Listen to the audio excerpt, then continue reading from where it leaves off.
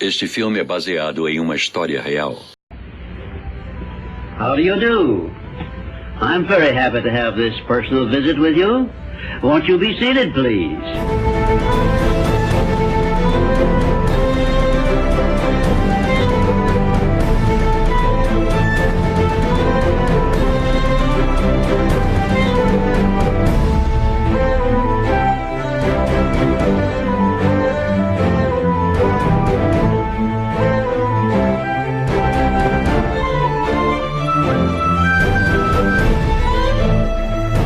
Há um ano atrás, a minha vida havia entrado no colapso. Eu corria atrás do trabalho em exaustão. E minha relação familiar e emocional estava totalmente tumultuada. E mal sabia eu na época que através do meu grande desespero viria meu maior presente.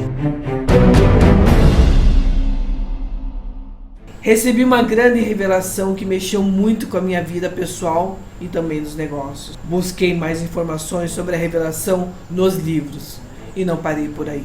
E através dessa revelação, eu criei Mulheres 40+. Não acreditava quantas pessoas sabiam dessa revelação. Entre eles, empresários, celebridades, personalidades e empreendedores. Eu só queria dividir com o mundo o que eu havia aprendido. Eu comecei a procurar pessoas vivas. E uma a uma começaram a aparecer e foram contando e revelando. Você sabe que revelação é essa? Você sabe que revelação dá a você tudo o que você quiser? A felicidade, a saúde, a riqueza. Que tipo de casa você quer morar? Que tipo de carro você quer comprar? Que tipo de negócio você quer adquirir? Você quer ser milionário, bilionário? Não importa. O que realmente você quer da sua vida? A lei do triunfo. E por que lei? Toda lei é fruto da ciência. Atualmente, as leis que regem a sociedade são fruto dos parlamentos, que regem a sociedade. As leis naturais, imutáveis, são frutos da ciência. A palavra lei, dentro dela, ela tem limite e liberdade. Por isso que ela gera segurança. Então ele percebeu que a pessoa que aplicasse aquelas leis comportamentais em sua vida poderia deixar o resultado final a si mesmo, porque um belo dia ele acordaria e estaria entre os bem-sucedidos da sua geração. Que leis são essas? Que comportamentos são esses? O primeiro deles é propósito. Definição de propósito. A definição de propósito é a definição de propósito é o início de todas as realizações. Porque o que é o propósito? É uma proteção para o futuro. É a razão de existir, é o somatório da nossa visão, da nossa missão, é o somatório das nossas metas, dos nossos objetivos, dos nossos valores. Nasci com minha mãe com 17 anos apenas, meu pai com 22 para 23 anos, uma situação bastante delicada, bastante difícil. Recém-nascido, nós fomos para Salto, perto de São Paulo. O meu berço, que na verdade não era um berço, era uma adaptação que foi feita, né? Que minha mãe, de maneira muito criativa, ela pegou uma pilha pequena de tijolos, colocou um travesseiro por cima e então foi ali que eu vivi meus primeiros dias de vida. Meu pai trabalhando, minha mãe, né, sempre batalhando com a vida. E o meu pai ele trabalhava numa profissão relativamente peculiar. Peculiar porque ela realmente nos colocou numa condição de vida um tanto quanto adversa. Meu pai ele trabalhava com topografia em grandes empresas, né, em grandes empreendimentos da engenharia.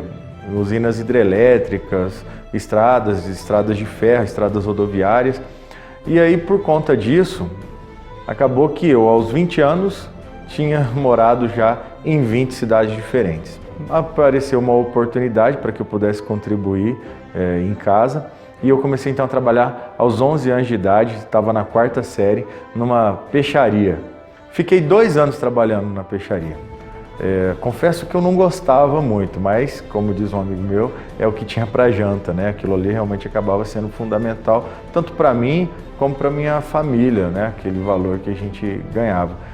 E então, quando chegou, eu estava próximo aos meus 16 anos, 15, 16 anos, e aí já numa outra cidade, né, na cidade de Santa Branca, eu trabalhando com silk screen nessa época, né, para quem sabe é a estampa, né, para quem não conhece essa tecnologia, a tecnologia que trabalha com estampa de tecido, acabou que essa tentativa de empreender dos meus pais acabou dando errado.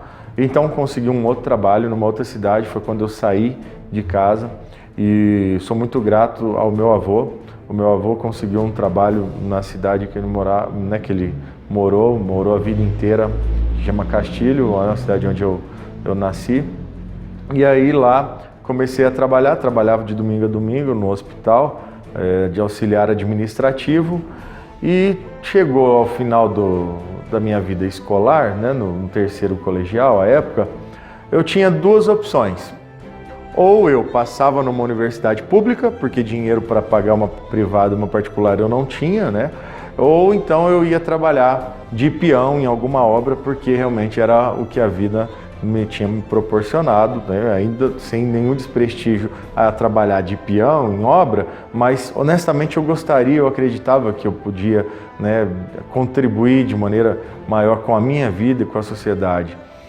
E então me lancei de maneira com bastante afinco a estudar. E aí então, eu após 2 anos de faculdade, prestei um concurso para agente penitenciário do estado do Paraná.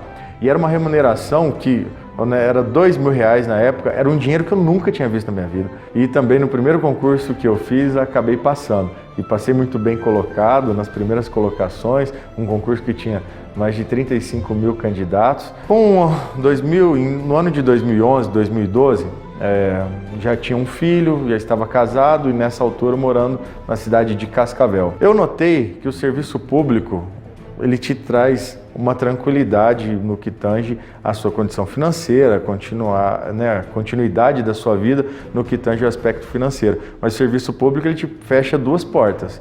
Ele te fecha a porta da pobreza e a porta da riqueza. E eu queria mais da minha vida, mas eu sabia que havia um preço alto a ser pago. E saí da minha zona de conforto e me lancei à advocacia.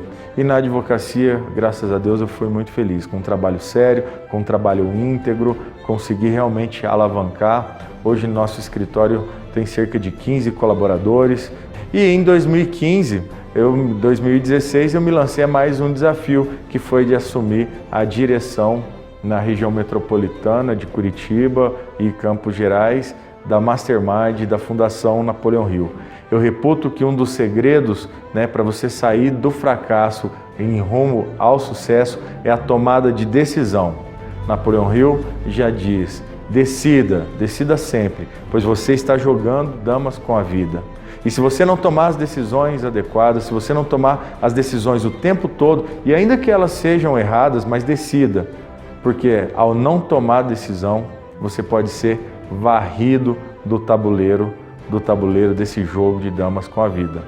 Por outro lado, se você tomar decisões o tempo todo, pela lei das médias, você sairá um grande vitorioso desse grande jogo que é o jogo da vida. A segunda lei do êxito é a mente mestra, o mastermind, o destino manifesto.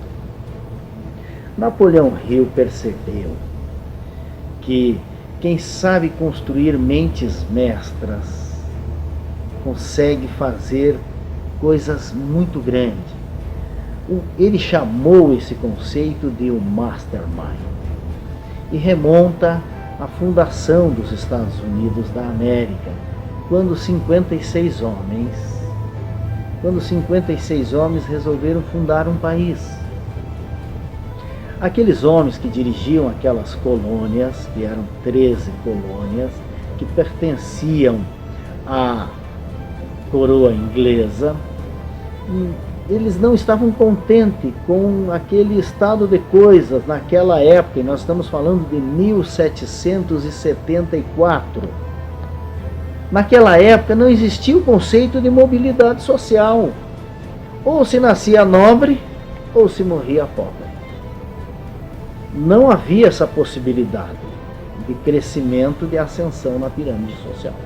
Mas aqueles homens não estavam contentes com aquele establishment, com aquele estado de coisas, e resolveram fundar um país onde qualquer pessoa pudesse vencer, desde que vencesse dois grandes adversários: vencesse a si mesmo e vencesse as dificuldades interpostas no seu caminho. Com esses dois pilares, liberdade e oportunidade, que eles chamaram de o mastermind, a mente mestra, eles construíram o maior país da Terra. Nunca um território tão pequeno mandou numa parte tão grande do planeta como os Estados Unidos do século XX e do século XXI. Ou seja, a mente mestra, o sonho americano, a capacidade de construir uma visão. Quando a gente fala em sucesso é muito subjetivo. Sucesso é vencer. Então, hoje, o que eu considero sucesso? Eu considero sucesso para mim trazer tanta gente, eu ter no meu currículo essa experiência com tanta gente. Então, por exemplo, eu me digo colecionadora de sorrisos. Eu sempre digo que eu coleciono sorrisos. E uma das experiências mais fantásticas para mim foi... Eu já fui várias vezes para Paris por essas experiências. E é ficar quietinha num cantinho, olhando aquelas pessoas ali, admirando a Torre Eiffel, que todo mundo, por mais que já tenha ido, vai sempre admirar. Ficar olhando aquelas pessoas deslumbradas, tirando fotos. Então, eu sempre digo que passando pela Torre Eiffel, você não leva 20 minutos ali, mas nós levamos 2, 3 horas ali, pelo encantamento das pessoas, e olhar aqueles olhinhos brilhando, aquela felicidade no olhar, aquela alegria, aquele prazer da realização do sonho, e fazer parte da história das pessoas, fazer parte do momento de realização dessas pessoas, da realização de um sonho. Isso é uma responsabilidade muito grande. Então isso eu considero um sucesso, e hoje eu estou muito feliz com isso. A terceira lei do êxito é a confiança em si mesmo. O que Napoleão Hill percebeu? Que as pessoas que sabem lidar com os seus medos são pessoas que conseguem construir uma história grande. Eu vim de São Paulo, ainda muito jovem, através dos meus pais, meu pai decidiu vir morar aqui. E eu sempre digo hoje na brincadeira que eu dormi Cinderela e acordei gata borralheira, porque a gente tinha uma condição de vida diferente, claro, bem maior do que eu tenho hoje. Mas aí meu pai decidiu vir embora para cá e a gente teve que vir, né? Sem muitas escolhas, coisas da vida. E a vida foi me trazendo coisas assim que me surpreenderam muito. Quando os meus pais se separaram, eu achei que ali acabou, eu fiquei sem chão, sem recursos assim de correr atrás das coisas, de ter alegria para resolver fazer o que eu sempre gostei, que foi a comunicação. Desde criança eu sempre atuei muito, brincando sozinha mesmo, tinha coleguinhas de escola que frequentavam minha casa, eu brincava de rádio, brincava de apresentadora, de atriz. E eu tinha uma rádio fictícia chamada Tamanducá e a gente se divertia muito brincando. E tudo que eu brinquei na minha infância, eu consegui realizar. Isso me surpreendeu muito. E depois que eu saí de lá, No teatro mesmo, no curso de locução, eu conheci um grupo de atores e locutores que, 3 na verdade, loucos como eu, que tinham o sonho de resgatar a radionovela. E em estudos, pesquisas que nós fizemos, a gente descobriu que a radionovela, ela começou aqui em Curitiba e depois ela se tornou nacional. E agora, esse ano, a gente conseguiu lançar o Flash Curitiba Decor, que é voltado para o pessoal da arquitetura, design, paisagismo, decoração. Então, o fracasso, para mim, agora, eu vejo de uma forma diferente. Quando eu estava lá atrás, eu não entendi. Hoje, chegando aqui e vendo que o Flash Curitiba tem uma audiência muito grande no site, sabe? É bem visto por todos, é bem acessado. Eu vejo que tudo que eu passei nesse período foi um aprendizado para chegar até aqui com determinação e com sucesso.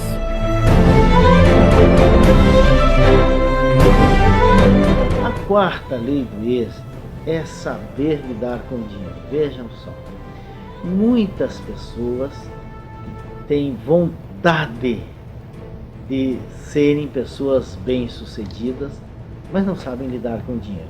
Nessa nossa pesquisa, porque nós somos continuadores da obra de Napoleão Hill. Napoleão Hill levou o primeiro momento, foram 20 anos para fazer sua pesquisa. Mas ele escreveu sobre isso a vida inteira. Ele morreu em 1970, com 87 anos, e em 1968, ou seja, 2 anos antes de morrer, ele lançou um livro. E nesse livro ele ainda falava sobre a pesquisa que ele vinha realizando sobre as pessoas que tinham uma vida acima da média. E ele percebeu nessa pesquisa essas 17 qualidades. Nós continuamos a pesquisa de Napoleão Hill. Em 2008, quando fez 100 anos do início da pesquisa, nós escrevemos um livro sobre a pesquisa.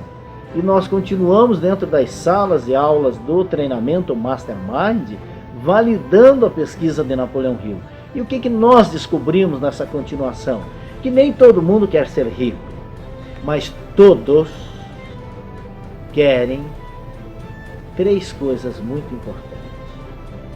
As pessoas querem saúde, as pessoas querem tranquilidade e as pessoas querem desfrutar das benesses que o dinheiro proporciona. Eu não tenho ideia de quantos foram os passos que eu consegui dar nessa empreitada e de quantos ainda darei. Com certeza alguns bem desequilibrados, mas que fizeram com que eu parasse, repensasse e para poder continuar. O fracasso, com certeza, é algo que vem para remexer todo o nosso consciente, não só mental, mas emocional, e fazer com que a gente reveja todos esses seguires que nós queremos desse caminho, dessa carreira em que nós seguimos a vida toda. Fracassar é poder ter a chance de levantar novamente e continuar seguindo em cima do teu grande objetivo. O momento mais doloroso na minha vida foi ter deixado a minha família lá no sul de Minas e ter vindo para cá correr atrás do meu sonho. Até hoje, quando eu vejo as minhas sobrinhas crescerem, quando eu perdi a minha avó e eu não pude ir no velório, isso dói, isso mexe, mas eu consigo visualizar que tudo tinha um motivo. Eu vivi muito com a minha avó enquanto estava com ela e sempre que eu posso, ainda mais agora no mundo conectado, eu estou muito presente com a minha família na tecnologia. Nesse momento de gravação, 27 pessoas sobrevivem e buscam mais informações do marketing pessoal como uma profissão. E acredito eu que quando a gente estiver aí juntos nessa telinha vendo esse documentário pronto, outras pessoas também já poderão ter se juntado a essa família. A quinta lei do êxito é iniciativa e sustentação. Uma das, vamos dizer assim, nós estamos falando de sucesso e fracasso. Uma das coisas importantes para o meu sucesso, vamos dizer a parte que me diz com relação ao sucesso, não é só isso, mas a questão do sucesso foi eu nunca ter trabalhado com meu pai. Se meu pai, com 59 anos, se meu pai não tivesse falecido, eu não sei se eu teria hoje o que eu tenho. Entendeu? Olha bem, Meus filhos, tá, pode ser a mesma coisa, não é fácil trabalhar com os filhos. E porque assim, a liderança autocrática, a liderança autocrática, ela está perdendo espaço nesse momento. A liderança autocrática, ela está perdendo espaço para a liderança em rede, para a liderança espiritual, autêntica primeiro, e agora ainda uma outra liderança, que é a liderança espiritual, né, do Frei, que é onde nós vamos, não sei quando, mas é para onde nós vamos. Você exercer a liderança autocrática, necessária talvez, sei lá também, né? Mas necessária naquele momento, eu não sei se eu tivesse exercido uma liderança democrática junto com meu pai, eu só pude exercer a liderança autocrática, no meu entendimento, necessária naquele momento e absolutamente démodé agora, se meu pai não tivesse no jogo. Eu acho que para a liderança também, ela é situacional. Depende da situação. Se está pegando fogo aqui, eu não posso dizer, senhores, o que é que vocês acham? Vamos sair pela porta A ou vamos sair pela porta B? Se vocês preferirem e tal, não dá.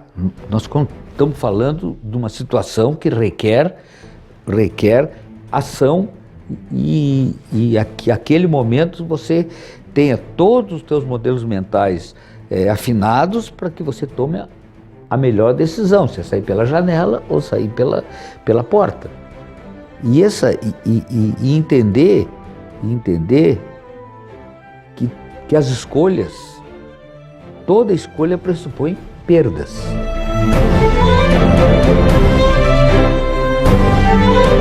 A sexta lei do êxito é o uso da imaginação, o uso adequado da mente, é saber ter congruência entre a memória e a imaginação.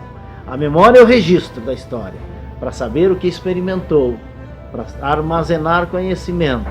E a imaginação é o que nos leva além, acima da camada de ozônio. Saber estimular. Em quantos momentos Einstein dizia que a imaginação é a verdadeira oficina da evolução humana, porque nós nunca chegaremos onde antes a nossa imaginação não chegou primeiro. Esta é uma lei fundamental do êxito. Que o meu propósito de vida sempre foi ajudar as pessoas. Eu lembro que eu não alcançava nem o balcão ainda para atender as pessoas, e eu ficava olhando para cima e, oi, como eu posso te ajudar? E esse como eu posso te ajudar, ele vem desde então. Como a minha família é uma família muito pobre, muito humilde, a gente foi construindo as coisas ao longo do tempo. Eu trabalhava junto com os meus pais, minha mãe dando aula, meu pai na mercearia, atendendo as pessoas. Quer dizer, esse era o meu trabalho, meu primeiro trabalho. E ali eu percebi que cuidar das pessoas era um grande propósito. Fazê-las, extrair delas o que elas têm de melhor era um grande propósito. E os anos foram passando, eu fui crescendo. Aos 13 anos de idade eu fazia curso de datilografia para poder aprender. Eu sempre, por ser filho de professora, minha mãe sempre foi muito rigorosa nos estudos, eu agradeço ela por isso. E a partir daquele momento, eu sempre fui primeiro aluno da turma, eu sempre estava engajado com todo mundo, com os amigos, com a escola, enfim, com todas as pessoas. O tempo foi passando, fiz faculdade, vim para Curitiba em 2008 e vim já de um grande fracasso. Em 2006 eu abri minha empresa, tinha 21 anos, eu resolvi empreender. E quando eu abri a minha empresa, eu representava uma empresa americana aqui no Brasil. E aí vocês sabem, né? Aqueles 2008, ninguém mais estava fazendo nada. Então eu abri empresa, eu consegui ganhar dinheiro, eu consegui perder muito dinheiro e o meu fracasso foi de aprendizado, né? Então as coisas foram sendo construídas. Meu pai faleceu em 2015, então eu sei que esse sorriso que eu carrego aqui tem muito a ver com ele, porque ele me ensinou o caráter, ele me ensinou a ser uma pessoa do bem. E a minha mãe sempre foi a sargenta de casa e ela me ensinou a ter disciplina, a ter planejamento. E eu levo isso para a vida, assim. E Deus tem um papel muito importante na minha vida. As coisas nunca acontecem por acaso, sempre tem um propósito. Eu digo que Deus ele abre as portas para a gente e a gente, com discernimento, se a gente acredita de verdade nos nossos sonhos, as coisas acontecem. Está na nossa frente, a gente só precisa enxergar, a gente só precisa olhar para Deus, olhar para si mesmo, olhar para o seu coração e seguir.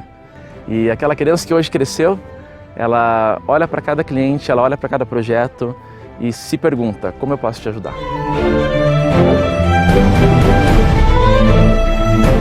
A 7ª lei do êxito é o segredo pouco reconhecido do sucesso, que é o entusiasmo.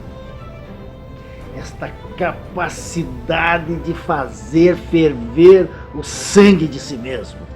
Esta capacidade de acordar de manhã e fazer o brilho dos olhos ser intenso, o coração bater mais forte, a pegada ser mais firme, esse entusiasmo interno, esse entusiasmo que faz as coisas acontecer, de acordar Deus dentro de si mesmo. Isso faz com que as pessoas grandes sejam grandes. Você nunca vai conhecer um pessimista rico. Você pode conhecer um pessimista inteligente, mas rico não, porque ele desiste antes das derrotas. Ele tem medo de experimentar, ele tem medo de mergulhar. Agora, as pessoas otimistas, otimismo quer dizer uma ótica melhor do futuro. Não é algo ingênuo, é porque ele enxerga o futuro além da curva do rio. Ele enxerga a vida em perspectiva e isso movimenta essa esperança interna dentro de si mesmo. Hoje eu vejo pessoas que triunfaram e sempre triunfarão. Sabe por quê? Porque elas não desistem do sonho delas. Elas nunca desistem do que elas vão fazer. Eu estou aqui no documentário do Fracasso ao Sucesso e hoje eu vou contar uma história para vocês. Era uma vez, em 1975, nascia uma menina loira, de olhos claros, pele branca, de uma família simples, jovem, cheia de sonhos. Viajaram o Brasil inteiro, conheceram culturas, costumes e passaram por muitas diversidades na vida. Tudo para realizar sonhos, para realizar vitórias, para triunfarem, nem que fosse por um momento. Eu conheci pessoas que não desistiram dos seus sonhos. E através dessas pessoas eu aprendi com elas que eu também não vou desistir do meu. E que você também pode, agora exato momento, você que está aí sentado, do outro lado dessa tela, pensar um pouquinho também, quanto vale o seu sonho para você desistir com tanta facilidade? Quanto vale o seu desejo para você não dar ouvidos a ele? Vale a tua vida, vale a tua felicidade. Então, com entusiasmo eu digo, não desista, persista, acredite, faça acontecer. Ter vontade não muda nada. Ter vontade é ter vontade. Você pode fazer acontecer. Mas assim, quem sabe um dia. Agora, ter desejo, esse muda tudo. Hoje eu vejo pessoas felizes. Hoje eu vejo pessoas realizadoras. Hoje eu vejo um Brasil melhor. Hoje eu vejo coisas se transformando em coisas boas. Hoje eu vejo um povo feliz, realizado. Hoje eu vejo um Brasil forte e poderoso financeiramente e economicamente. Hoje eu vejo realizações no trabalho. Hoje eu vejo lucro nos negócios. Hoje eu vejo resultado na nossa força. Hoje eu vejo a população andando juntos. Hoje eu vejo união na escola. Hoje eu vejo as pessoas felizes conversando. Hoje eu vejo os empreendedores crescendo e obtendo resultados. Hoje eu vejo os empresários pulando de alegria por ter bons negócios. Hoje eu vejo uma agenda cheia de boas oportunidades. Hoje eu vejo um Brasil de gente feliz. E para isso acontecer, tem que ter gente acreditando nisso. Quem vai comigo? Quem vem comigo? Acreditar em tudo isso que eu falei. Quem vem comigo? Levantar essa bandeira e acreditar que podemos sair do fracasso para o sucesso. Quem vem? Eu espero você. A oitava lei do êxito é o autocontrole. O que Napoleão Hill percebeu é que algumas pessoas até conseguem subir na pirâmide social, mas não conseguem sustentar. Porque conforme vai se subindo na pirâmide social, novos comportamentos vão sendo exigidos. E a pressão vai aumentando, E aí não suporta a pressão.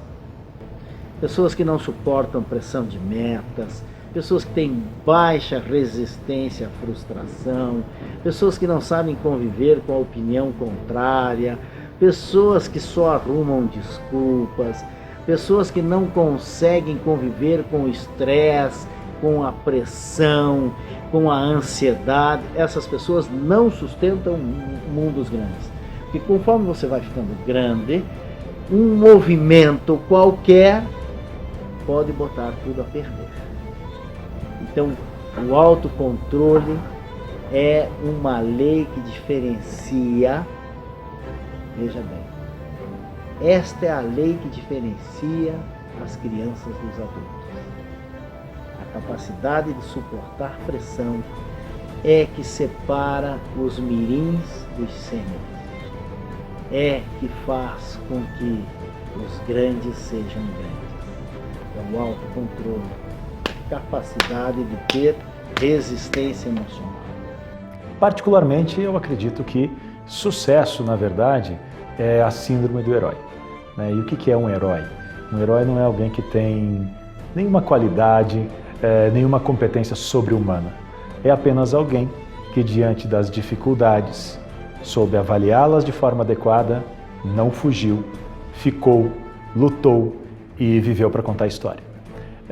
Basicamente a história de todo mundo que venceu em algum momento, que teve facilidade, que obteve alguma vitória em algum momento, com certeza isso aconteceu justamente por causa do empenho. Eu conheço N histórias, os grandes capitalistas, os grandes vencedores, os grandes gestores e os grandes CEOs, eles conseguiram fazer isso justamente porque tiveram a coragem, a teimosia, a persistência de continuar, de seguir em frente, de acreditar naquilo que era desacreditado por outros. E, curiosamente, tiveram a capacidade de avaliar as situações corretamente, tomar decisões que às vezes foram corretas e às vezes nem tão corretas assim, e que souberam negociar nas suas dificuldades. Sempre que eu escuto falar de sucesso, eu lembro muito dos meus avós, e um deles, justamente, ele dizia que o dia tem 24 horas. E se você venceu naquele dia, que bom. Mas não deite na rede, não, e não deite nas cordas. Por quê? Porque justamente o dia seguinte tem mais outras 24 horas e às vezes o sucesso de hoje não é garantia de ter sucesso também amanhã. Até porque a maior parte das empresas, ou seja, isso não acontece apenas na PF, na pessoa física, mas também acontece na PJ, na pessoa jurídica. A maior parte das empresas que quebraram por fazer sucesso tempo demais e por não saber se reinventar e não saber avançar de forma correta. E talvez a diferença entre sucesso e fracasso seja justamente saber fazer as perguntas corretas, porque a nossa vida, assim como gestão, ela é um bom PDCA. É Plan, Do, Check e Act. Você precisa planejar corretamente, agir corretamente, avaliar de forma continuada isso e agir sempre que ocorrer a dificuldade ou que exigir uma mudança de percurso. Interessante nessa história toda entre fracasso e sucesso, que eu também ouvi nos Estados Unidos, é que o fracasso ele jamais é penalizado. Muito pelo contrário, o fracasso sempre é visto como um degrau a mais, de aprendizagem. Justamente se você fracassou, mas aprendeu a lição, se reergueu e reuniu forças novamente para continuar, perfeito, o caminho é esse.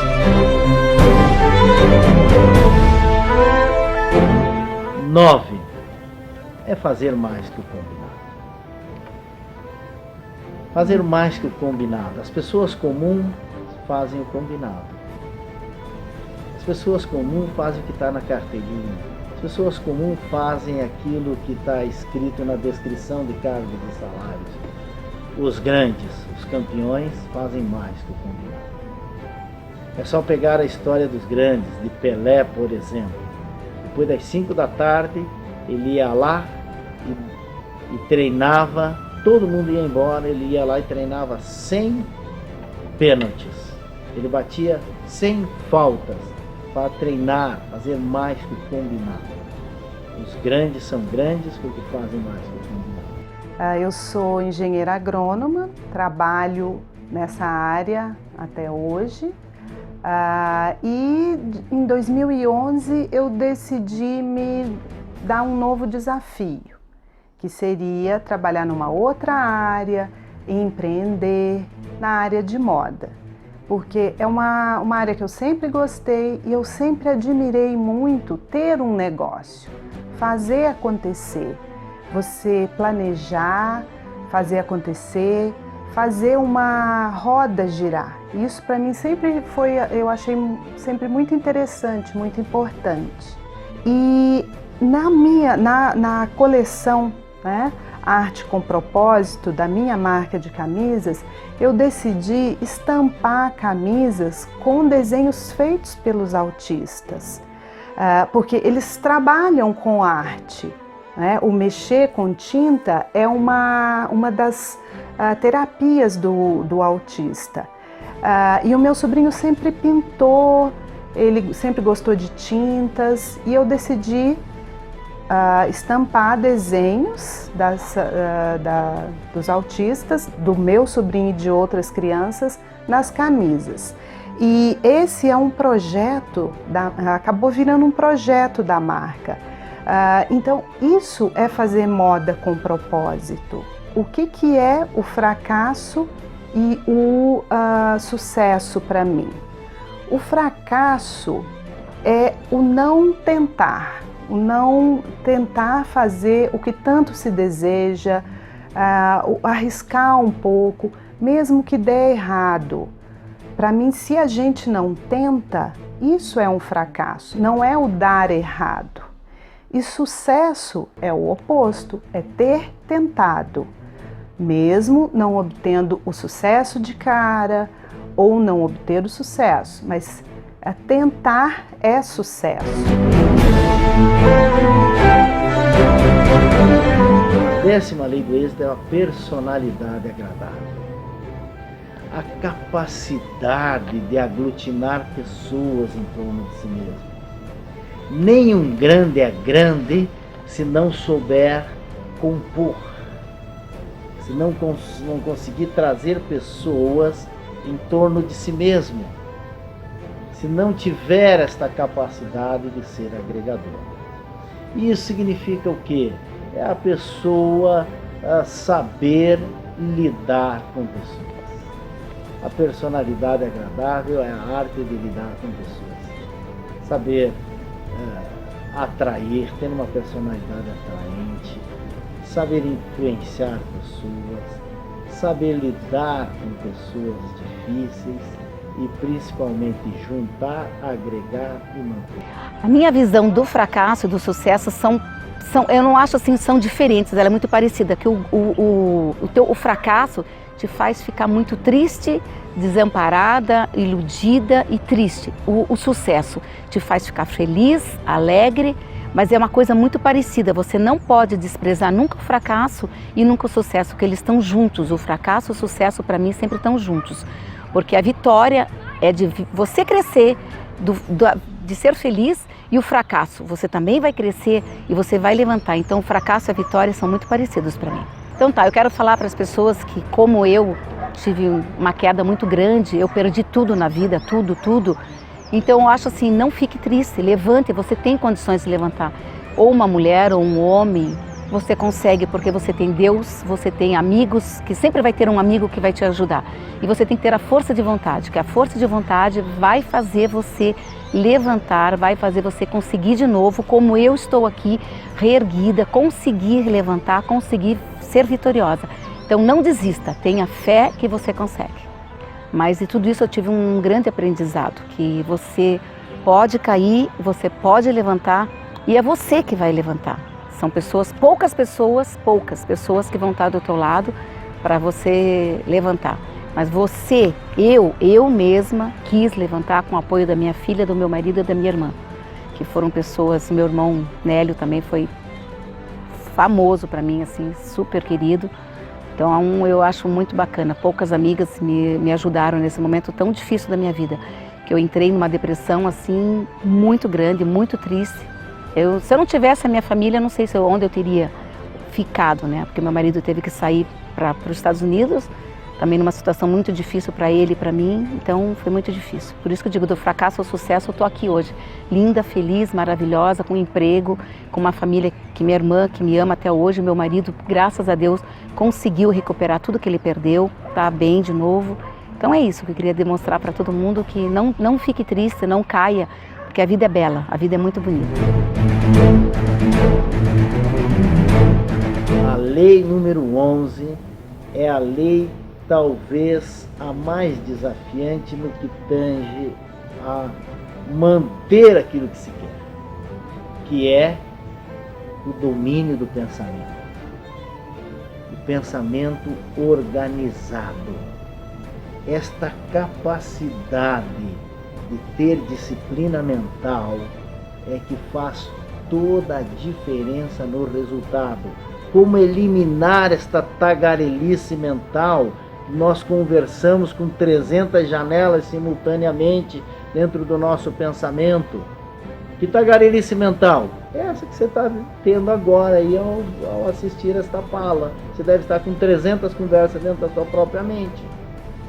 Então, como eliminar isso? Napoleão Hill dizia o seguinte: se nós tivermos 3 disciplinas, nessas 3 disciplinas, nós tivermos essas 3 disciplinas, qualquer coisa que nós formos fazer, vamos fazer bem feito. E a primeira delas é a disciplina mental. Então, pensar com segurança, pensar com exatidão é a 11ª lei. A minha mãe foi a primogênita de 5 filhos. E como meu avô era imigrante, eles foram trabalhar na lavoura. Os japoneses tinham uma dificuldade da língua e as condições financeiras eram muito difíceis quando eles chegaram aqui. Então era impossível mandar 5 filhos para a escola, né? Porque 5 mochilas, 5 cadernos, não dava, 5 lápis. Então ele fazia um rodízio, escolhia quem eram os filhos que naquele ano poderiam estudar. A minha mãe me deu, com essa história, a primeira grande lição da vida, porque ela me contava isso sempre com muita alegria, dando risada, dos anos que ela ficava em casa, o que ela ficava fazendo, e também dos anos que ela conseguia ir para a escola. Tudo para ela era motivo de alegria. E ela tinha um sonho, que era ser médica. Ela conseguiu, passou no vestibular, se formou médica pela Faculdade de Medicina da USP em 1954. Naquela época as mulheres não eram médicas. No máximo, elas faziam uma faculdade de enfermagem. Então ela foi uma pioneira e uma mulher muito corajosa. eu falo que eu tenho um bom DNA, porque além de ter essa história maravilhosa da minha mãe, a minha mãe conheceu meu pai no primeiro dia de aula da faculdade de medicina. Ela conta que ela chegou na escola, se sentou e de repente viu um japonês muito charmoso chegando e era o meu pai. Ela guardou lugar para ele, o melhor lugar da classe, todos os dias, e ele chegava e tinha lá o lugarzinho dele reservado. Na verdade, minha mãe escolheu meu pai, né? E eles se casaram, e o meu pai é uma história de superação, porque quando ele entrou na faculdade de medicina pela primeira vez, na USP, ele foi fazer um exame de admissão e descobriu que ele estava tuberculoso. E naquela época que não existia penicilina, não existia tratamento, ele foi mandado para o sanatório em Campos do Jordão e ele viu as pessoas morrerem, né? E foram só 2 sobreviventes, meu pai e um amigo dele. E eles foram amigos a vida inteira, até o amigo dele morrer. E ele voltou para São Paulo e prestou vestibular de novo, depois de 6 anos. E passou novamente no vestibular de medicina, na USP, e foi aí que ele conheceu a minha mãe. Então são dois personagens, né? 2 pessoas assim extremamente ricas de experiências. E eu tive a sorte de ter esses 2 como os meus pais. E aí, como vocês podem imaginar, os 2 médicos, eles queriam que eu fizesse medicina, eles fundaram um hospital, eles tinham sucesso e eram muito bem sucedidos. Então começa a minha história de protagonismo. Eu não queria ser médica. Eu tenho um horror de sangue e eu gostava de desenhar. E o melhor presente que eu ganhei quando eu era criança, que eu me lembro, era uma caixa de aquarela, assim, gigante, com todas as cores do mundo. E eu passei dias desenhando e pintando. E eu passava os dias na escola desenhando e pintando também. Então, quando eu cresci, o dinheiro do vestibular para medicina, eu prestei o vestibular para arquitetura. E foi muito bom. Eu passei. E eu me formei arquiteta. E aí, meus pais pensaram, quem sabe, ela pode ainda, tem uma chance, pode casar com um médico japonês. E foi a segunda vez que eu exerci a minha decisão. Eu casei com um italiano, cabeleireiro. E eu sou muito feliz, somos casados há 34 anos e temos 2 filhos maravilhosos. Eu sempre falo isso porque as pessoas às vezes acham que tem que obedecer o tempo todo. Você precisa seguir aquilo que te faz feliz, né? Porque as escolhas que os seus pais fazem é para a vida deles, não é para a sua. Né? Nem sempre aquilo que ele vai escolher vai ser bom para você. Então isso era uma coisa que meus pais entenderam quando eu fiz as minhas escolhas.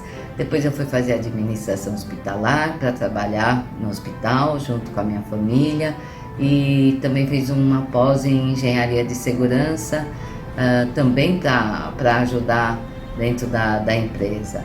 E isso me deixou muito feliz porque eu descobri que o que eu gostava mesmo era de gente, né?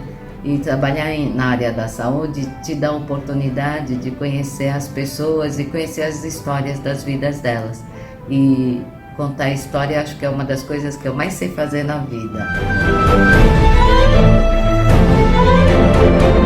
A 12ª lei. A 12ª lei é concentração e foco na coisa certa. O que quer dizer foco? Foco quer dizer força de luz. Fóton, fotografia, grafia é desenho. Foto é luz, fotografia é desenhar com a luz. Onde nós colocamos foco, nós geramos energia. E onde nós colocamos energia, gera desenvolvimento. E quando gera desenvolvimento, gera crescimento e solução de problemas. Agora, se este foco for na coisa errada, o erro será trágico. Então aqui entra a segunda disciplina de Napoleão Hill, quando ele fala de disciplina do comportamento. Disciplina do pensamento, segunda, disciplina do comportamento. É saber organizar o comportamento para concentrar na coisa certa, para fazer esta lei acontecer. E tenho uma experiência com o empreendedorismo bem significante que começou na minha infância. O meu pai era empreendedor, então muito cedo eu comecei a ver meu pai empreendendo. Meu pai fazendo negócios, eles tinham um negócio de frutas e verduras, então ele fazia compra, venda, negociava com os clientes. E eu com os meus 10, 11, 12 anos, eu já trabalhava junto com ele em alguns momentos, ia para a escola, né? Em alguns momentos eu aproveitava para trabalhar com ele e através dessa pegada empreendedora que eu aprendi de casa, bem cedo com meu pai, entrei no mercado de trabalho com minha própria empresa, um posto telefônico na época. Logo que eu cheguei nesse posto telefônico, eu já logo percebi que eu tinha que fazer algumas mudanças. E fiz umas mudanças estruturais ali, de decoração, de layout dos móveis, e criei algo que não tinha na época também, que era uma sala de acesso à internet. E aí, com o aumento do número de competidores na cidade, chegando Casas Bahia, chegando outras empresas vendendo computadores com preço acessível, a sala de acesso à internet começou a cair o movimento também, porque as pessoas estavam tendo acesso à internet nas suas próprias casas. Então, era um negócio também que tinha prazo de validade. Então, eu comecei a perceber que o movimento já vinha reduzindo. Percebi, ou vou ser engolido aqui ou eu vou falir. Então, eu percebi que era o momento de sair desse negócio. E aí eu me encontrei na minha vida no meu primeiro fracasso. O meu primeiro fracasso, eu tinha 20 anos de idade, e esse meu primeiro fracasso foi ver as empresas que eu tinha montado ali, né, dentro de um estabelecimento, começar a sofrer pelas mudanças que a sociedade estava enfrentando, as transformações que a sociedade estava enfrentando. Eu percebi que era o momento de eu fazer uma transformação antes de eu falir, era o momento de eu sair dessa área. Aí eu comecei a perceber assim, bom, eu não estou com recursos financeiros agora disponíveis para poder montar uma outra empresa grande e competir aqui na cidade com essas empresas. Então vamos para o mercado, vamos ver o que o mercado tem. E aí eu decidi fazer faculdade. E aí eu falei assim, bom, agora estou trabalhando aqui com meu pai e tal, chegou o momento, vou começar a fazer uma faculdade. E comecei minha faculdade com 20 anos e escolhi o curso de administração e marketing. Então eu tive um insight ali de conversar com os colegas e falei assim, tá, beleza, entendi esse mercado de trabalho, muito legal, muito bacana. E aí, como é que eu posso entrar nesse mercado? Eu falei assim, cara, como você está sem experiência, você só tem experiência na tua empresa. Aí eu peguei e virei para meu pai e minha mãe e falei assim, olha, pai, mãe, então, diante dessa situação, o que vocês acham? Qual é que seria a melhor alternativa? E eles me apoiaram, eles falaram, meu filho, aqui a gente vai tocar, a gente vai dar conta disso, toca para ganhar experiência e vai em frente. E eu decidi entrar nessa empresa. E aí, quando eu decidi entrar nessa empresa fazendo aquilo que eu já sabia fazer, que era empreender. Só que daí eu descobri um novo termo chamado intraempreendedorismo, que é quando você está trabalhando dentro de uma empresa e dentro daquela empresa você vai se destacar, você vai trabalhar como se aquela empresa fosse sua. Trilhei um belo caminho aí de muito sucesso. Eu posso dizer para vocês, afirmar para vocês que uma história de sucesso que eu trilhei foi dentro da indústria farmacêutica. Ainda estou nela, então vou trazer alguns insights para vocês ainda sobre sucesso, mas eu considero que a minha trajetória profissional é uma trajetória profissional de ascensão, de crescimento, de destaque, e eu tive excelentes resultados, ganhei muitos prêmios, e foi um tempo muito bom que eu passei. A 13ª lei do êxito é conseguir cooperação. Ninguém consegue crescer se não souber compor. Então vem a terceira lei, a terceira disciplina, digo, que Napoleão Hill fala, que é a disciplina da execução. Para executar precisa de mais gente, precisa de time. Nós temos uma máxima na Fundação Napoleão Hill que diz o seguinte: nós não construímos empresas, nós construímos líderes, os líderes constroem suas equipes, os seus times, e as suas equipes e os seus times constroem as empresas. Essa capacidade de conseguir cooperação é uma das habilidades das pessoas que têm uma vida acima da média, que têm uma vida grande, que têm um histórico grande.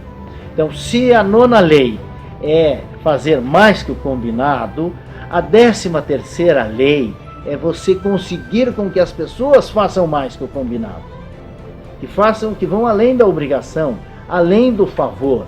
E isso é uma habilidade que o dinheiro não paga. Fazer mais que o combinado é uma habilidade que só o líder consegue fazer com o engajamento da sua equipe. Isso é conseguir cooperação. Então eu nasci numa família em que eu era o 5º irmão, em que o mais velho, tendo 12 anos, teve que cuidar de toda a estrutura financeira de casa e colocar o alimento dentro de casa, sendo que nós não tínhamos estrutura alguma. Eu gosto de salientar que nós tínhamos tudo para dar errado na vida. Toda a desestrutura convencional de uma família, né, que é pai e mãe, a estrutura real de uma sociedade como um todo, a estrutura financeira. Gosto de dizer então que todos nós demos muito certo na vida, nos demos muito bem na vida, porque afinal de contas, em primeira instância, nenhum de nós nos perdemos. Porque muitas vezes essas são algumas das desculpas das pessoas que acabam se desviando na vida, né? As dificuldades que elas tiveram. E nós, apesar das dificuldades, nós não nos desviamos, muito pelo contrário. Eu consigo avaliar que as dificuldades em nossas vidas nos aproximou muito. Eu consigo avaliar isso depois de passar 16 anos estudando comportamento humano, sucesso e a filosofia de sucesso, o quanto que as tragédias vêm para desestruturar os indivíduos e fazer com que eles alcancem novos patamares. Eu entrava em férias, a primeira coisa que os meus irmãos me faziam era me catar pelo colarinho e vamos, Piá, você não vai ficar em casa, você vai trabalhar. E me levavam para ajudar eles. Meu irmão mais velho me levava para a oficina mecânica. Eu lembro que eu não tinha muito tato, né, com a oficina, embora eu quisesse ajudar, eu não estava preparado ainda, sei lá, o corpo, né, não aguentava a carga daquele trabalho. Mas eu lembro que quando eu saía trabalhar com esse meu irmão do meio, que era na área comercial, aí sim eu gostava muito de fazer aquilo. Eu via ele na desenvoltura dele, falando com os clientes, falando com as pessoas. Eu começava a ver que ele tinha um jeito, uma abordagem, ele tinha uma certa cordialidade. E sempre que eu podia, eu colocava então uma camisa de vendedor, normalmente era uma camisa dele que ficava um saco para mim, grandona, imensa, e eu ia acompanhar ele nessas visitas e lá começou para mim um instinto de perceber que lidar com as pessoas era algo necessário em nossas vidas. Porque eu via que ele tinha um certo traquejo, um certo jeito, e esse jeito dele de lidar cativava os clientes gostavam dele, sempre estavam sorridentes, dificilmente eu via ele administrando algum problema, penso que eu nunca vi, na verdade, e ele sempre tirando os seus pedidos e tudo mais. Então, quando deu 17 anos de idade que eu me formei, a primeira coisa que o meu irmão fez na época, ele tirou cópia da sua pasta. Na época ele vendia alguns produtos, bolachas, biscoitos e tudo mais. Ele tirou cópia da pasta dele. E eu lembro até hoje que ele chegou e falou assim: ô Piá, você quer vender? Quer ganhar dinheiro? Quer começar? Eu falei: eu quero, me dá essa chance. Então ele foi lá, tirou a cópia, pegou uma lista de clientes. Ele me deixou numa rua lá na cidade de Ponta Grossa, que é onde eu moro. E essa rua era muito comprida, General Carlos Cavalcante, é a rua do 13 Bib. Ele falou: então, ó, tá aqui a lista de clientes, tá aqui a tabela de preço, tá aqui a pasta e tá aqui o passe para você voltar embora, porque como ele me deixou no começo da avenida, então eu tinha que transitar pela avenida e chegar no final dela e depois pegar o ônibus e voltar para casa. E eu fazia exatamente como ele fazia.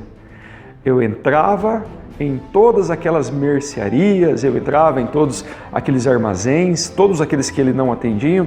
Eram comércios pequenos e por isso que ele não atendia, porque era uma representação de uma indústria e essa indústria ela só vendia caixa fechada desses biscoitos, então era difícil vender. Mas eu lembro que eu fui porta a porta, um a um. E foi a minha primeira grande experiência com o sucesso, porque eu voltei para casa com 2 pedidos. De, sei lá, 15, 20 clientes que eu havia visitado naquele dia, eu voltei para casa com 2 pedidos. Eu não cabia em mim a alegria que eu estava de começar a ganhar dinheiro, de ter essa possibilidade de virar a minha vida, né? De fazer a minha renda e quem sabe, através disso, ajudar a minha família um pouco mais. Naquela época, eu considero sendo um feito para mim, eu consegui, no meu primeiro mês de trabalho, ganhar o equivalente a 1 salário mínimo. E para uma família pobre como nós éramos, ganhar 1 salário mínimo, aquilo era festa pura, porque era muito dinheiro para nós. Pouquinho tempo depois, aos 19 anos, eu adentrei o exército, e quando lá eu entrei, eu consegui, por mérito, entrar no Núcleo de Preparação de Oficiais da Reserva, o NPOR. E ali eu pensei, caramba, essa é a minha grande chance na vida. Eu não posso perder, eu não posso desperdiçar.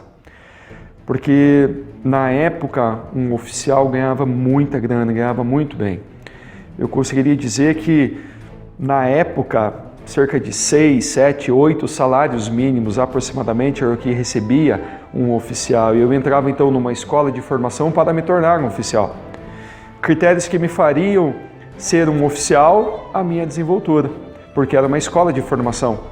Eu já havia consultado, haviam 3 vagas, nós éramos em 20 alunos, 20 concorrentes para aquela vaga. E eu lembro que no dia que eu entrei, eu declarei para todos os meus parceiros, para todos os meus amigos, eu falei, olha, eu vou correr atrás de uma vaga, eu preciso dessa vaga para a minha vida. E eu fiz tudo o que eu tinha que fazer com o melhor que eu tinha para fazer. Eu dei toda a minha atitude, eu dei a minha disposição, eu dei a minha energia, eu fiz o meu melhor. E depois de 10 meses de curso, entre os 20 participantes, eu logrei êxito em 3º lugar e era o suficiente para eu me tornar oficial. Naquele dia, eu rompi com a escassez da minha vida. Eu digo a vocês que estão me vendo, que estão me ouvindo, como eu amo ter passado por essas experiências, porque nada teria maior condição de me ensinar tanto quanto neste momento em minha vida para poder ensinar às pessoas próximas a mim o que é superar o medo e o fracasso propriamente dito. Eu me libertei, eu me liberei, eu me reconstruí através dessa experiência e o que eu trago de tantos altos e baixos na minha vida são as gratidões que eu tenho que ter com esses grandes mestres que eu tive, chamados fracassos em minha vida, porque eles são honrados para conosco a ponto de quererem nos dar as maiores e as melhores lições que nós temos. Hoje essa história e esse legado que vocês estão vendo nesse filme fala de experiências de pessoas que ressurgiram do completo fracasso das suas vidas. Alguns vão falar dos seus fracassos pessoais, dos seus interrelacionamentos, outros do fracasso de vida, outros que perderam para si mesmo, outros como eu, que estamos falando sobre o fracasso das interações com os negócios, com a criação da riqueza, com a filosofia de sucesso e o legado que deixa Napoleão Hill. E todas essas histórias, eu não tenho dúvida, vão ensinar mais do que qualquer outra experiência na vida. Eu costumo dizer dentro de classe que uma pessoa inteligente, ela aprende com os seus fracassos, mas uma pessoa sábia observa o fracasso das outras pessoas e aprende através das outras pessoas. Todos os dias, apesar dos tropeços, nós levantarmos e seguirmos em frente sabendo o que nós queremos para as nossas vidas.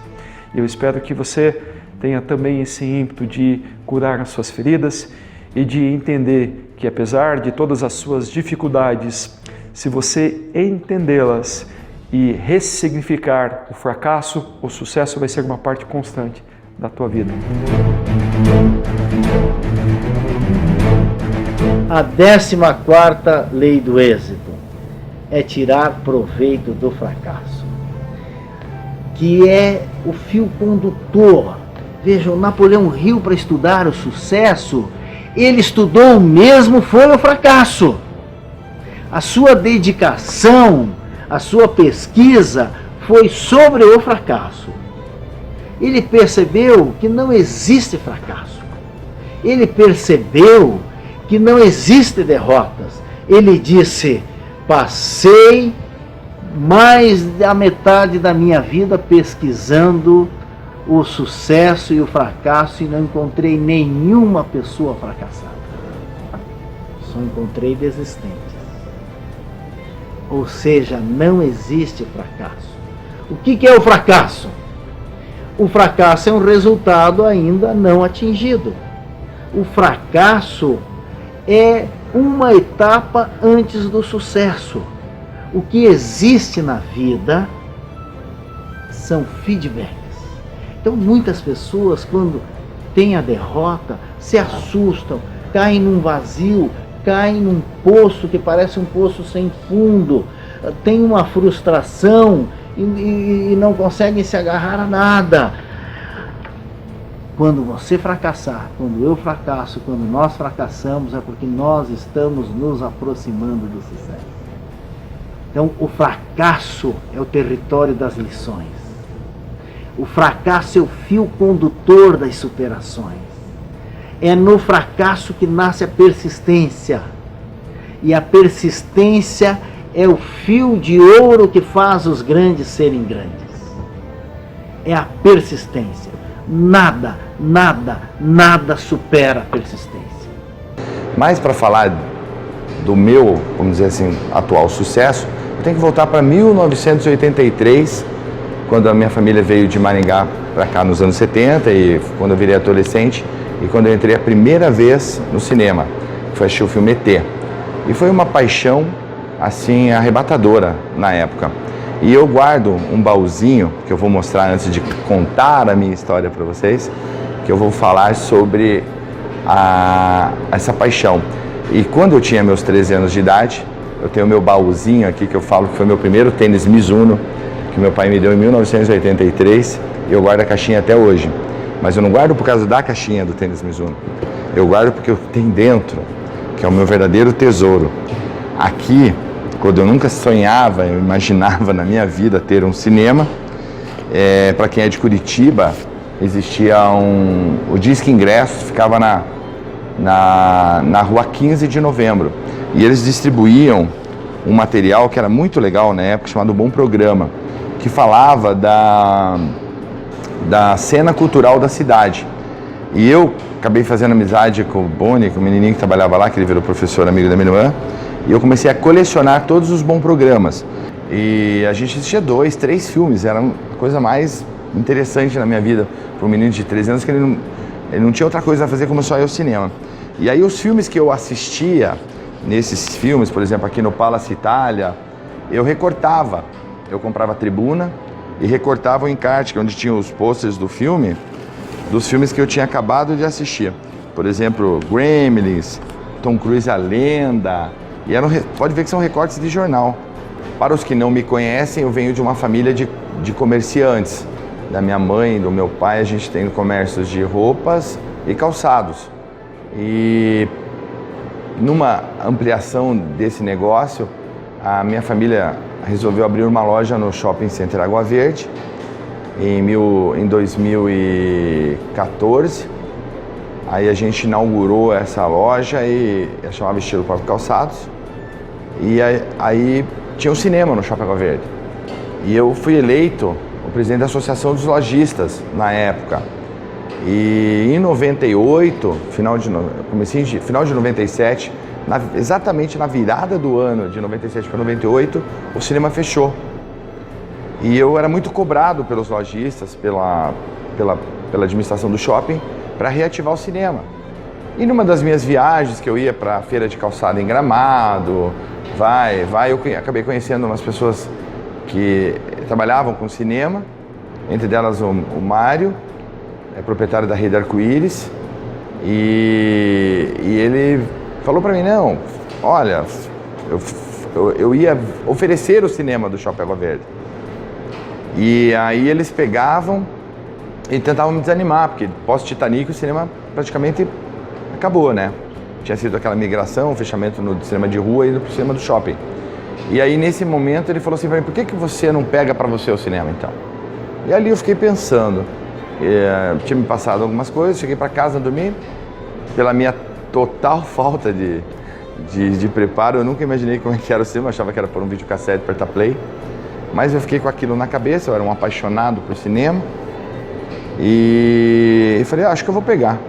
E ali começou a minha história. Em 98 eu comecei a desenvolver cinema, e aí eu levei minha primeira bordoada, que vamos dizer assim, que seria o meu primeiro fracasso. Ele foi mais externo que interno, porque eu fui vítima de um plano de governo. Aquele que todo mundo sabia que a economia estava dolarizada, e eu acabei investindo, o cinema tudo era importado, tudo era em dólar, não era nada fabricado no Brasil. Eu dormi devendo, vamos dizer assim, 100 mil reais e acordei devendo 200 mil reais. Ali foi um baque, ali foi minha primeira frustração, porque eu demorei muito mais do que eu tinha planejado para inaugurar o cinema. Foi muito difícil, aí eu tive que ter uma inclusão de um sócio chamado Remilton Faé. Hoje ele é falecido, uma pena, ele começou comigo em 99, devo também muito a ele. Ele me ajudou muito com a experiência dele, a expertise dele, era engenheiro de formação. E ali nós começamos em 2 de agosto de 99, nós inauguramos o Cine Plus Água Verde. Foi meu primeiro cinema, que ninguém conhecia como Cine Água Verde, o pessoal conhecia como Cinema do Miltinho. Mas, mais uma vez, aí teve um evento que aí sim, esse abalou as minhas vendas. Eu considero assim que foi o meu primeiro sucesso de vendas, porque eu consegui um filme chamado Clube da Luta, e esse filme tava uma expectativa enorme, porque era Brad Pitt, né, no elenco, e o filme tinha ganho o Oscar de roteiro original, e esse filme fez a minha venda subir. Por quê? Porque entrou um rapaz no shopping Morumbi, em São Paulo, e metralhou lá, atirou em várias pessoas que estavam lá. E o que aconteceu? O movimento do cinema, que já estava fraco, praticamente desapareceu. E o porquê das minhas vendas? Porque foi um sucesso, porque eu vendi meu carro, vendi meu apartamento, eu vendi tudo que eu tinha. Então, foi o meu primeiro sucesso de vendas. Eu vendi tudo que eu tinha. E aí já fazem 19 anos que eu estou nesse negócio chamado cinema.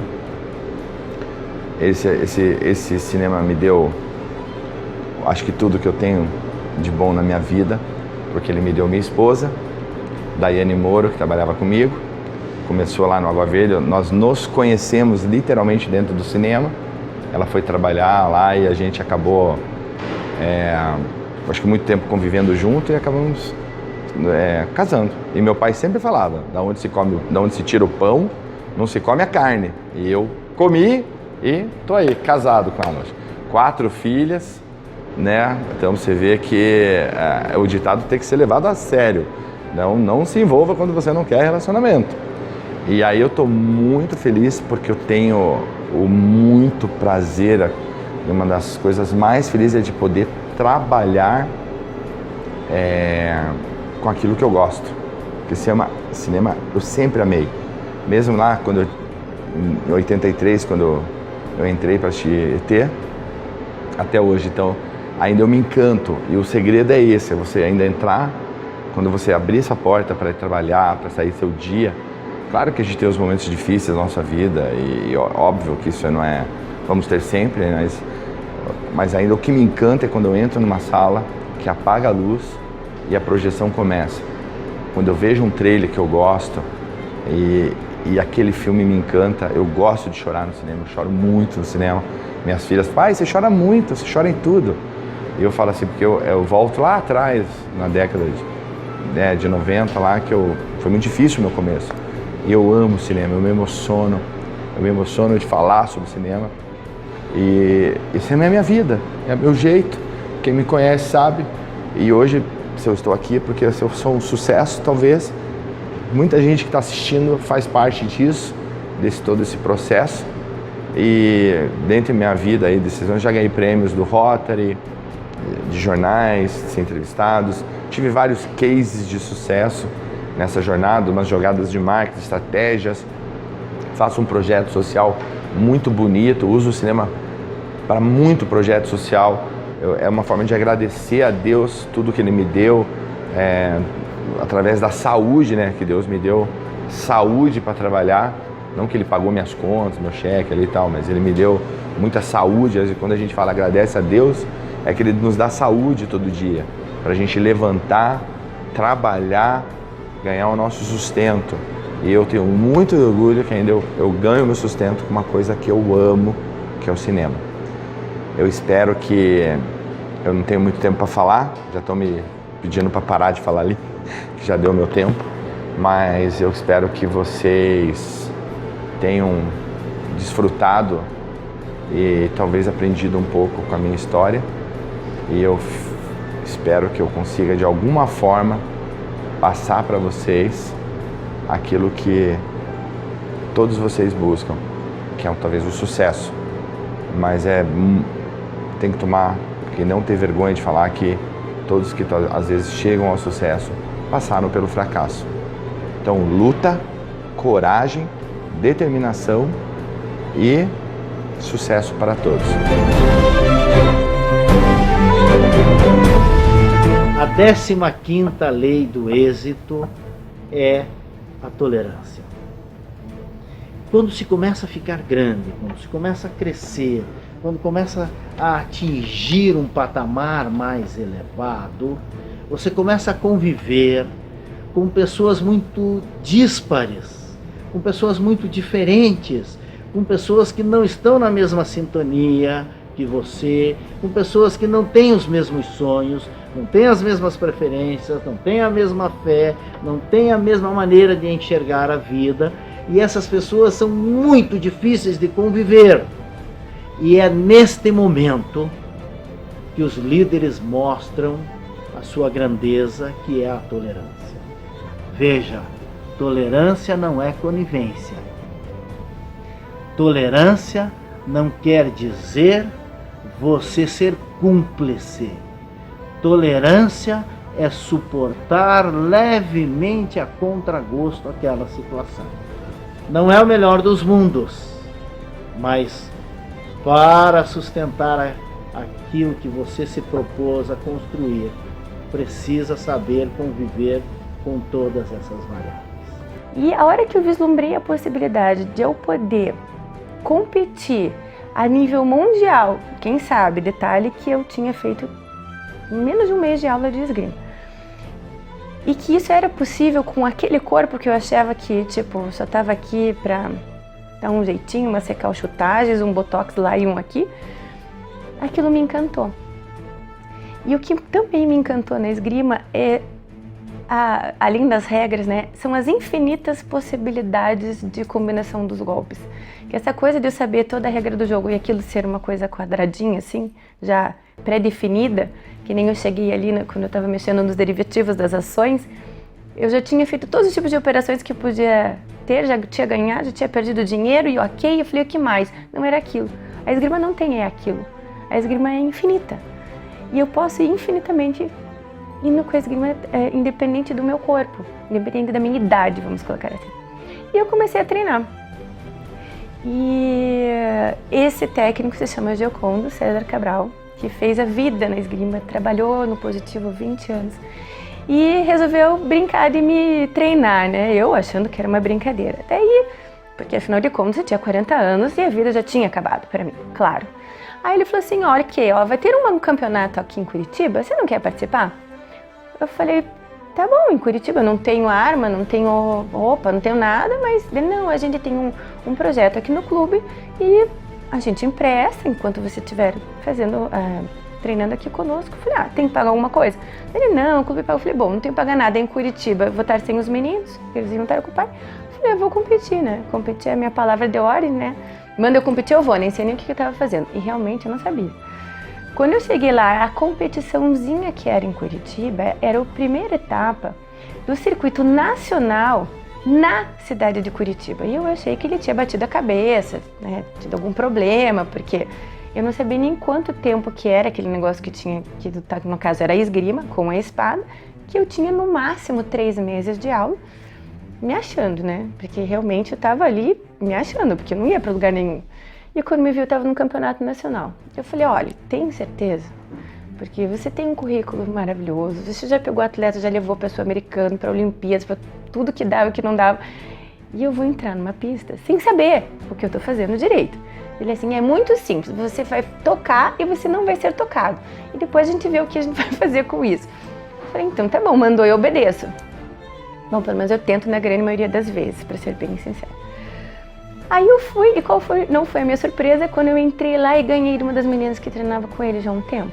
Eu fiquei olhando e falei, como assim, né? Falei, tá aí, acho que eu tô entendendo desse negócio. E assim foi.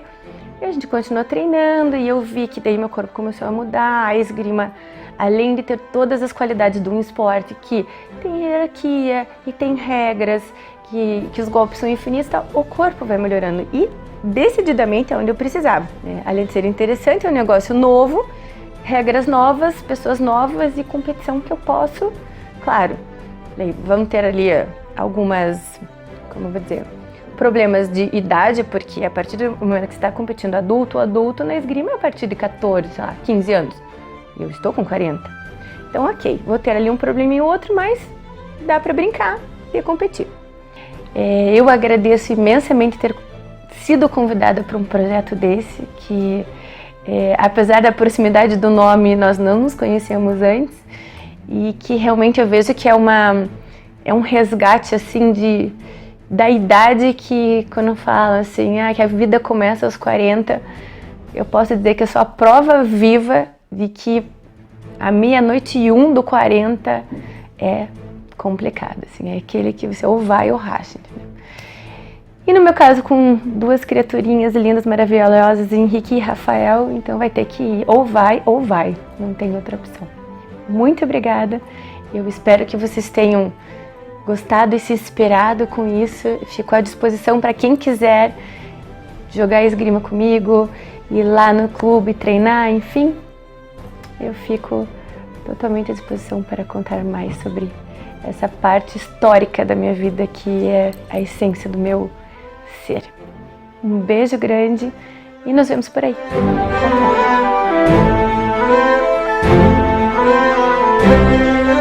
A 16ª lei do êxito é a regra de ouro. Napoleão Hill percebeu, na sua pesquisa, que todos os grandes tinham uma regra de ouro. E ele foi buscar lá no início da humanidade a regra de ouro de Moisés, a Gold Rules, que era fazer o bem.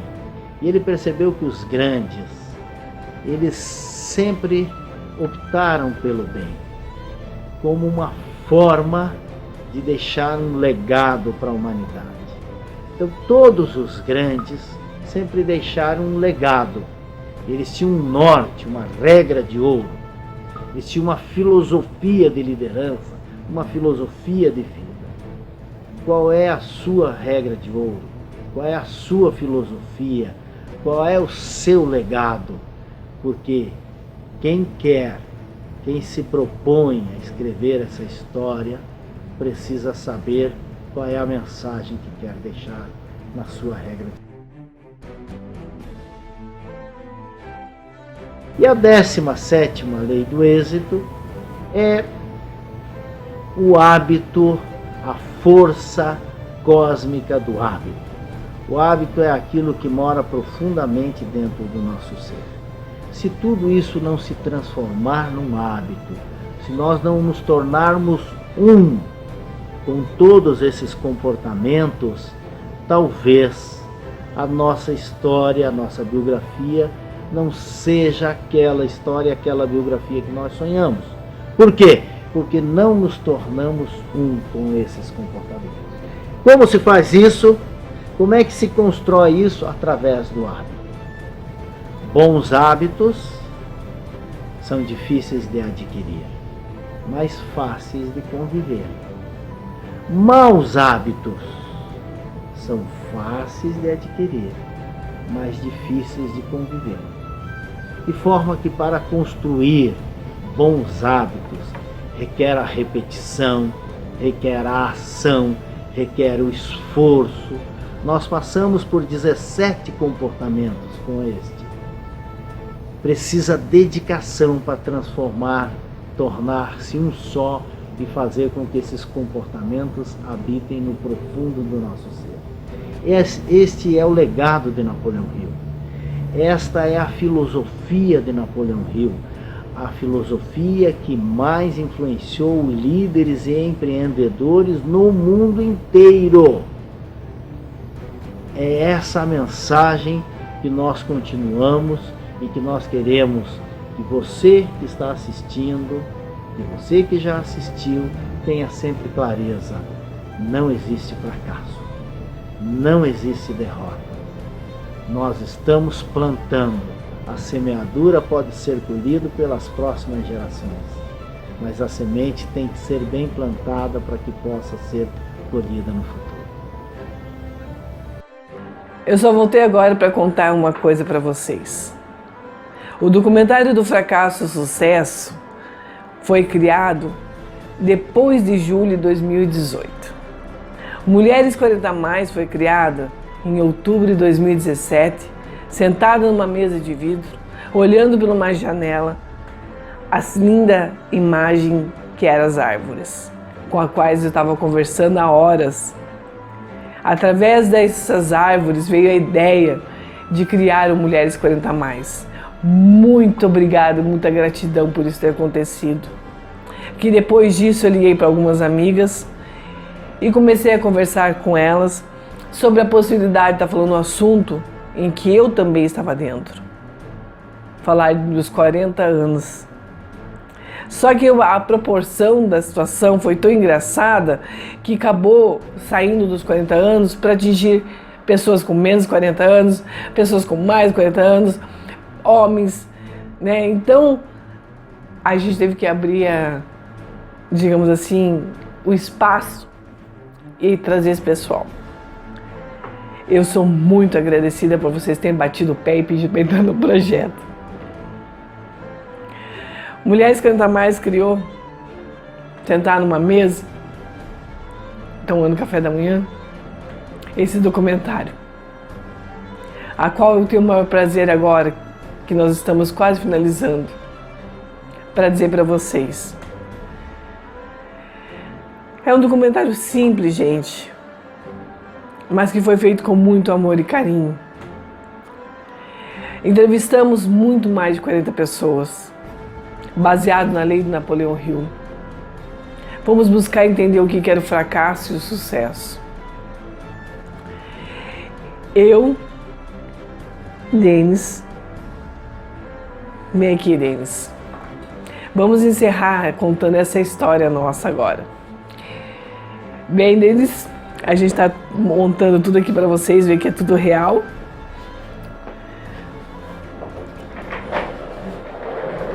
E nós vamos encerrar juntos.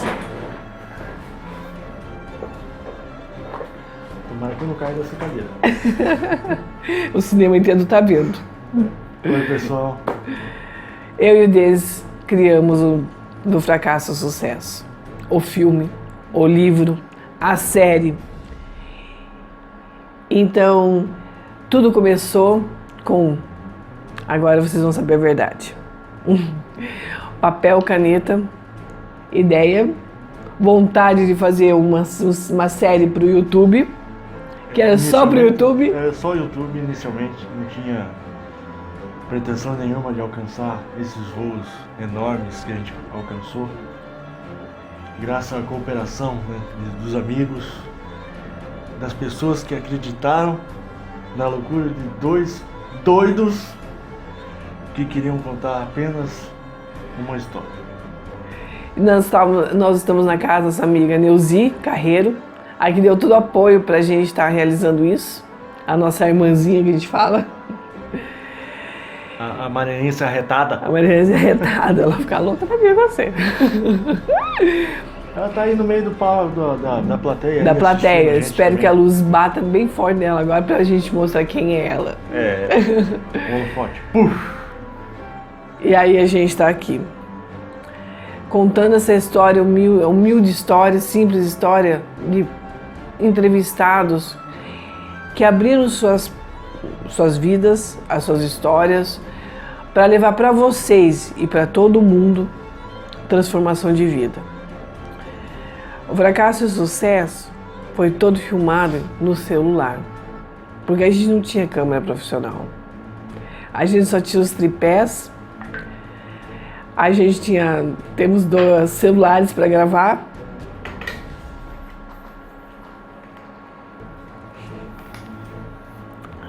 E que é esse aqui? Um desses, esse é o celular da Tatiana, é um Samsung Grand Prime, e o que está gravando a gente agora é um Samsung J5. Eu nunca desisti. E nunca acreditei que a gente não pudesse fazer. Mesmo com todas as dificuldades, que teve um momento que a gente andou de a pé, na chuva, carregando equipamento. E as pessoas não tinham noção que a gente não tinha nem almoçado, que a gente estava andando de a pé para chegar no local. Tudo para poder realmente contar essa história que a gente acha que é linda e merecedora.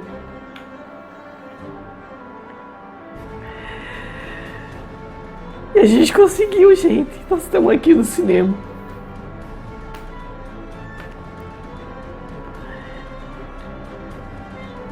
Desculpa. Dias de luta e dias de glória. Dias de luta e dias de glória, como faz a música do Charlie Brown Jr. E a gente gravou tudo. Nós tivemos apoio do Cine Plus, nosso amigo Milton Alexandre, que a gente nunca vai esquecer. Pela força, pelo carinho, pelas dicas. Pelo entusiasmo pelo que ele tem. Pelo entusiasmo que ele tem, o amor que ele tem pelo cinema. Parabéns, Miltinho. Muito obrigado, Jairo Ferreira Filho. Você é o nosso mentor, nosso amigo e nosso sócio. Os objetivos principais definidos que ele tem. E ele nunca... sempre fala isso. Tenha objetivo principal definido. A gente sempre escuta isso dele. Tenha objetivo principal definido. Então a gente quer dizer, vamos agora dar uma palmas para Alexandre, para o Milton Alexandre, palmas para o Jairo e também para todos os Mastermind, a qual eu faço parte, a qual deles faz parte, para todos que são Mastermind. Muito obrigado, Neuzi Carreiro, pelo apoio. Muito obrigado a vocês que estão sentados, disponibilizando o tempo de vocês, que estão todos aí na poltrona escutando essa história. Muito obrigado a todos os entrevistados pelos seus tempos, pelas suas histórias, pelos seus carinhos. Muito obrigado a todos que estão escutando e assistindo agora pelo YouTube, pela Netflix, por onde for que seja transmitido depois. Muito obrigado também, Editor Inverso, com a Cristina Jones, que aí vem o livro. Quem quiser o livro, é só reservar. Muito obrigado a todos que vão começar a fazer assinatura para assistir a série pela internet. Assinatura especial.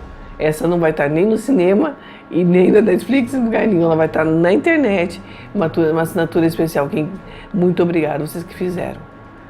Muito obrigado a todos, porque sem vocês essa história não tinha acontecido.